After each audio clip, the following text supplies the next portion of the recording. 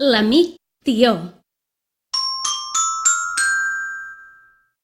La Neus i la Núria decoraven l'arbre de Nadal que tenien al jardí de casa seva. Hi van posar una tira de llums de colors. A la nit van deixar l'arbre il·luminat perquè servís de senyal per al seu amic Tió.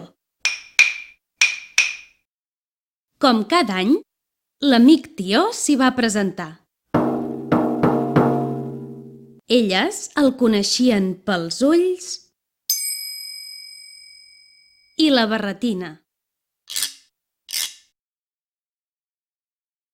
El van agafar i el van ficar a dins de casa, tapat amb una manteta. I cada nit li donaven menjar, especialment mandarines. Una nit, la Neus i la Núria es van despertar per veure com menjava el Tió. I sabeu què van veure? Van veure com el Tió els picava l'ullet.